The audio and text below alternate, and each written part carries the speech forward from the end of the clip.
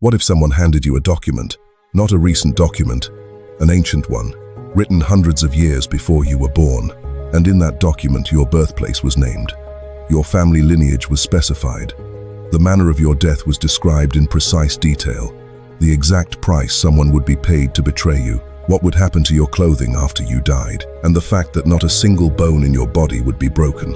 What would you call that? Coincidence? Or would you start to think someone knew? Today we're going to look at something that has stopped atheist scholars, mathematicians, and skeptics cold for over a century. Over 300 specific prophecies written between 400 and 1,500 years before Jesus was born that describe his life, his death, and his resurrection with a precision that defies all mathematical explanation. And we're going to do the math, because the numbers don't lie. Before we go any further, let's establish something critical. The prophecies we're talking about today were not written after the fact. In 1947, a young Bedouin shepherd threw a rock into a cave near the Dead Sea and heard something shatter. What he found inside changed the world of biblical scholarship forever. The Dead Sea Scrolls, thousands of ancient manuscripts, including a complete copy of the book of Isaiah, dated by archaeologists and carbon dating to over 100 years before the birth of Jesus. This is not speculation, this is archaeology. The prophecies were written first. Then Jesus arrived and fulfilled them. That matters, because what we're about to look at isn't poetry or vague spiritual language. These are specific, verifiable, historical, and they all point to one man. Let's start at the beginning. Around 700 BC, 7 centuries before Jesus, the prophet Micah wrote something remarkable. He named a specific town, not Jerusalem, not Nazareth, not any of the great cities of Israel. He named Bethlehem, a tiny village so small it barely registered on the maps of the ancient world. But you, Bethlehem Ephrathah, though you are small among the clans of Judah, out of you will come for me one who will be ruler over Israel, whose origins are from of old, from ancient times.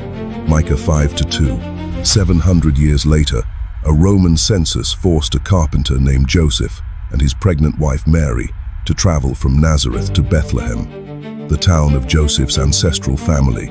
Jesus was born there. Now let's think about that mathematically. How many towns existed in the ancient Near East at the time of Jesus? Thousands. The probability of randomly guessing the correct town, let alone a tiny, obscure one, is staggering. That's one prophecy. We have over 300 more.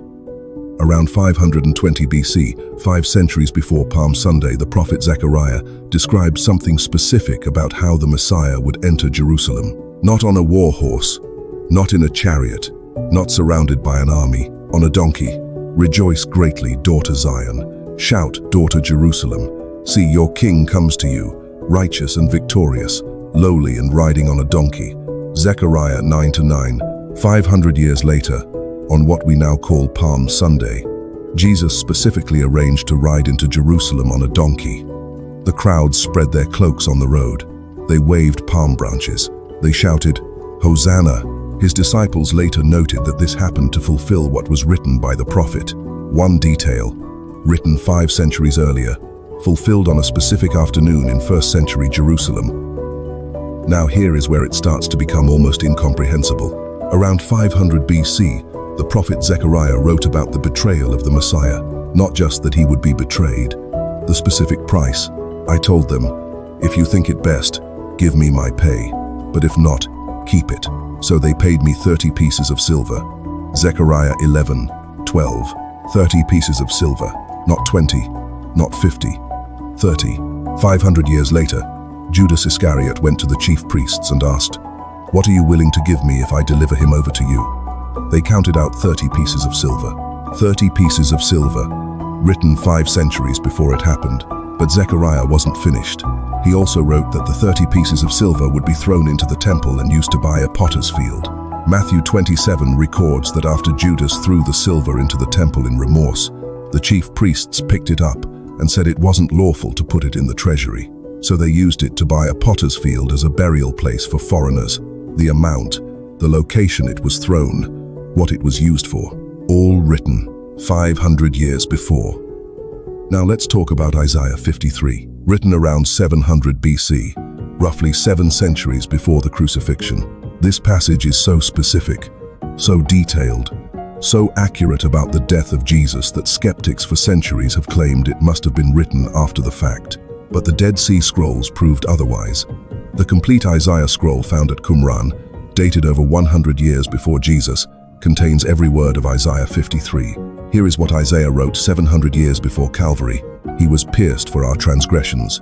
He was crushed for our iniquities. He was oppressed and afflicted, yet he did not open his mouth. He was led like a lamb to the slaughter. He was assigned a grave with the wicked and with the rich in his death. Jesus was crucified between two criminals, the wicked, and then Joseph of Arimathea, a wealthy member of the council, went to Pilate and asked for the body of Jesus. He placed it in his own new tomb, buried with the wicked, buried with the rich in his death, both on the same day, just as Isaiah wrote 700 years before. Psalm 22 is perhaps the most staggering prophecy of all, written by King David around 1000 BC, 1000 years before the crucifixion. And yet Psalm 22 reads like an eyewitness account of the cross. My God, why have you forsaken me? The exact words Jesus cried from the cross, written 1000 years before he said them. All who see me mock me. They hurl insults, shaking their heads. The crowds at Calvary, they pierce my hands and my feet. David wrote this 1000 years before crucifixion was even invented as a method of execution. The Romans didn't develop crucifixion until centuries after David's death. He had no frame of reference for what pierced hands and feet even meant. And yet there it is. They divide my garments among them and cast lots for my clothing. John 19 records Roman soldiers casting lots for Jesus' clothing at the foot of the cross. One psalm, written 1000 years before, containing specific details of the crucifixion that the author had no possible way of knowing. And then there's the detail that doctors and medical professionals find particularly striking. Exodus 1, 2, 4, 6. Written by Moses around 1450 BC, a command about the Passover lamb, the animal sacrificed to spare Israel from death in Egypt. The instruction was specific. Not a single bone of the Passover lamb was to be broken. 1400 years later, on Passover, Jesus was crucified. Roman soldiers routinely broke the legs of crucified criminals to speed up death. They came to break the legs of Jesus. He was already dead, so they didn't break them. John 1:9-36 records this and then says, "These things happened so that the scripture would be fulfilled. Not one of his bones will be broken." Jesus was the Passover lamb, and not a single bone was broken, written 1400 years before it happened. Now, let's do the math. Professor Peter Stoner was chairman of the departments of mathematics and astronomy at Pasadena College. He was not a theologian, he was a scientist. He took just 8 of the most specific messianic prophecies: Bethlehem, the forerunner, the entry on a donkey, the betrayal, the 30 pieces of silver, the manner of death, the response of people around him, the burial, and with 600 students from the InterVarsity Christian Fellowship, he calculated the conservative probability of one man fulfilling all 8 by chance. His conclusion was published in his book Science Speaks, reviewed and verified by the American Scientific Affiliation. The probability of one man fulfilling just 8 of these prophecies by chance is 1 in 10 to the power of 17, 1 in 100 quadrillion. To visualize that number, Stoner described it like this: take 100 quadrillion silver dollars, lay them across the entire state of Texas. They will cover the state 2 feet deep. Now mark one of those silver dollars. Stir the entire mass thoroughly, blindfold a man, tell him he can travel anywhere in Texas he wants.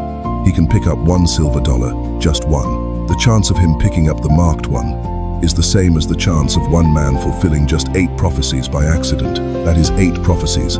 Out of over 300, Stoner then calculated the probability of one man fulfilling 48 prophecies. The number is 1 in 10 to the power of 157. There are only an estimated 10 to the power of 80 atoms in the entire observable universe.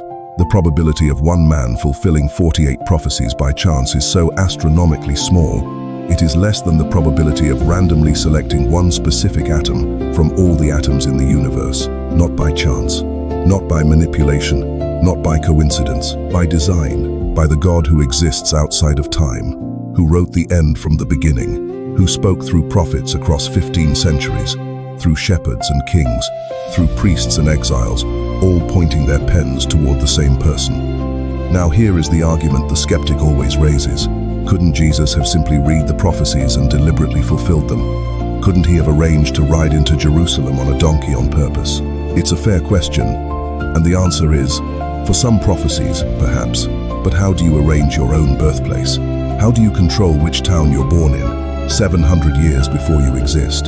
How do you arrange the exact price your betrayer would be paid? How do you arrange that the soldiers at your crucifixion would cast lots for your clothing, rather than divide it? How do you arrange that not a single bone in your body would be broken during a Roman execution designed specifically to cause maximum physical trauma? How do you arrange to be buried in a rich man's tomb on the same day you were executed alongside criminals? These are not things any person can orchestrate.